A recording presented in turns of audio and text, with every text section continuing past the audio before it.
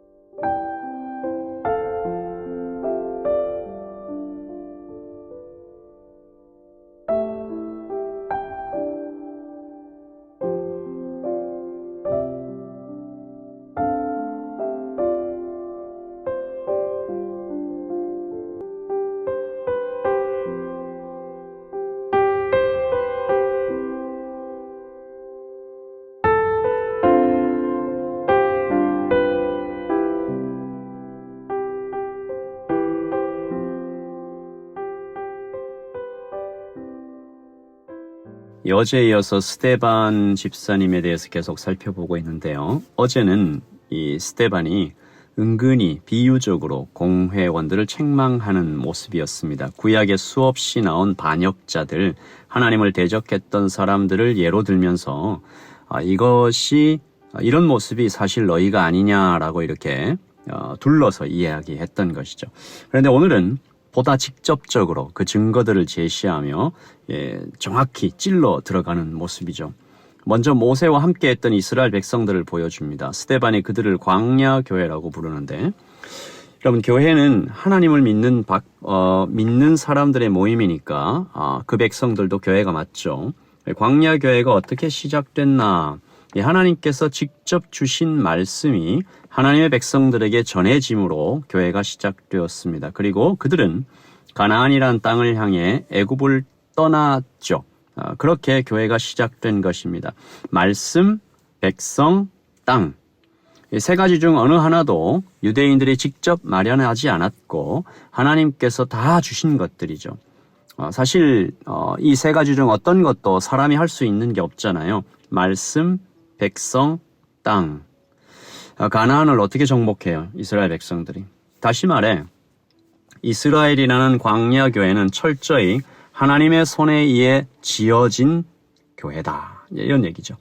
그러므로 감사하고 겸손하며 순종해야 할 일이었는데 유대인들은 바로 잊어버리고 영적으로 간음하죠. 바람을 핍니다. 그들은 하나님 대신 우상을 숭배하는 거죠. 39절. 우리 조상들이 모세에게 복종하지 아니하고자 하여 거절하며 그 마음이 도리어 애굽으로 향하여 아론더러 이르되 우리를 인도할 신들을 우리를 위하여 만들라. 애굽 땅에서 우리를 인도하던 이 모세는 어떻게 되었는지 알지 못하노라. 41절. 그때 그들이 송아지를 만들어 그 우상 앞에 제사하며 자기 손으로 만든 것을 기뻐하더니 이 3절의 말씀입니다. 근데 이 짧은 3절의 말씀 안에 얼마나 많은 죄가 기록되어 있는지 모릅니다. 39절에 복종하지 않았다. 이 모세에게 복종하지 않은 거 하나님께 복종하지 않은 거죠. 그리고 거절했다. 예, 그리고 애굽으로 마음이 향했다. 이제 하나님께로부터 애굽으로 마음이 향했다. 그리고 우상을 만들라고 아론을 압박하죠. 그리고 모세는 잊어버립니다. 그리고 41절 보시면 우상에게 실제로 제사하는 장면인데 마지막에 이렇게 되어 있습니다. 자기 손으로 만든 것을 기뻐하더니 자기 손으로 만들어 놓고 그 우상에게 절하면서 기뻐하고 있는 장면이죠. 얼마 전 이 크리스천 라이프의 부탁을 받아서 내가 만든 신 이 북 리뷰를 써서 보내드렸는데요. 그 안에 제가 이렇게 썼습니다. 팀 켈러의 말이죠. 사람은 우상 공장이다. 여러분, 사람들은 자기가 원하는 신을 자기가 원하는 모습으로 자기가 원할 때 만들어내고 그것에 절합니다. 그리고 그 우상에게 자기 자신을 묶어버리고 바치죠. 굉장히 기괴하고 슬픈 모습입니다. 생각해보면 되게 섬찟해요. 스데반이 계속 말하죠. 유대 민족이 이런 민족이다. 잊은 건 아니지. 우리 민족은 하나님의 사랑을, 하나님의 선택을 받을 자격이 있는 그런 민족이 아니었다. 42절. 이스라엘의 집이여, 너희가 광야에서 40년간 희생과 제물을 내게 드린 일이 있었느냐? 하지만 여러분 아시다시피 하나님은 그런 이스라엘이라 할지라도 버리지 않으셨습니다. 가나안을 정복하게 도우시고 그리고 가나안의 우상들을 모두 쫓아낼 수 있도록 계속 도우시고 인도하시죠. 이스라엘이 그러므로 잘한 것은 아무것도 없습니다. 모두 은혜일 뿐이죠. 이것을 기억했다면 공회원들은 매우 겸손했을 것입니다. 스데반은 계속 이야기를 이어가죠. 다윗을 말합니다. 다윗을 들고 나온 것은 그러니까 아브라함, 야곱, 그리고 모세, 이제 다윗으로 넘어가는데 공회원들이 믿음의 영웅들, 그중에 다윗은 영웅 중에 영웅이라고 여기는 인물들을 계속 등장시키고 있죠. 그리고 다윗이 했던 큰 실수를 언급합니다. 성전 건축이죠. 하나님께서 다윗에게 분명히 성전 건축을 반대하셨습니다. 이유는 분명하죠. 48절. 지극히 높으신 이는 손으로 지은 곳에 계시지 아니하시나니 선지자가 말한 바 주께서 이르시되 하늘은 나의 보좌요 땅은 나의 발등상이니 너희가 나를 위하여 무슨 집을 짓겠으며 나의 안식할 처소가 어디냐.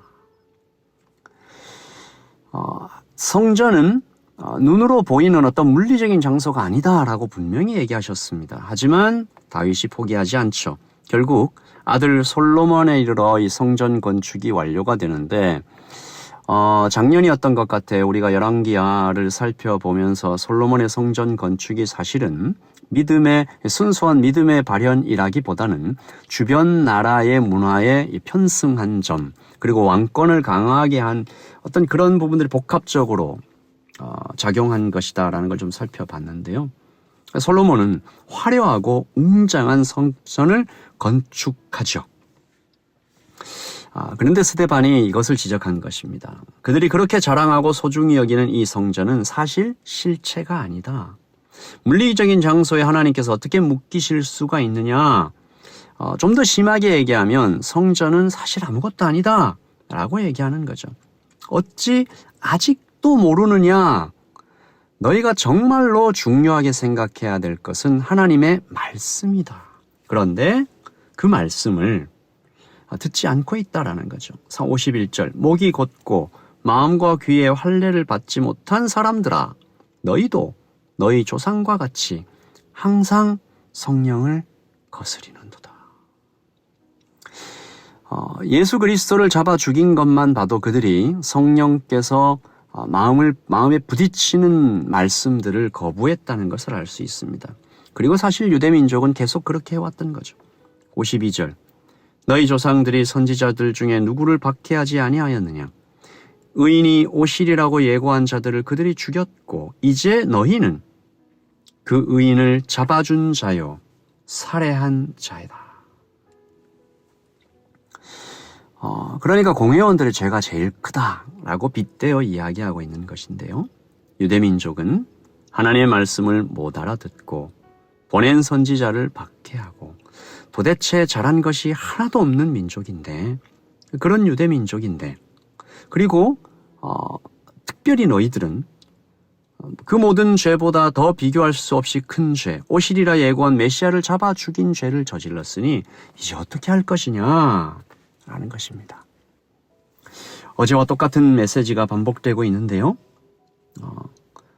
이 공회원들에게 우리가 화살을 돌리고 이 사람들 어떻게 이렇게 악하냐라고 할 것이 아니라 하나님의 말씀을 못 알아듣는 것이 나고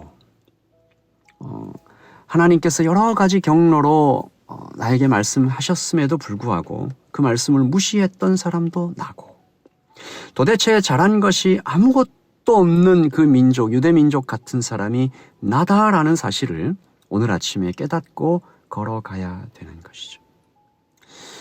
알아들으면 복이 있습니다.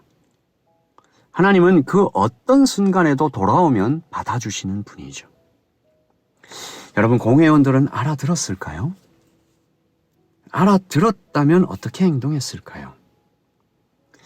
오늘 아침 우리가 우리에게 말씀하시는 하나님의 책망을 잘 알아듣는 사람인지 그리고 나와 연결되어 있는 지체들의 영적인 어떤 실수와 잘못 가고 있는 길들을 우리는 잘 이야기해 주는 사람인지 아파하며 그 길로 가지 말라고 권하는 사람인지 우리 자신을 살펴보는 이 아침이 되기를 소원합니다.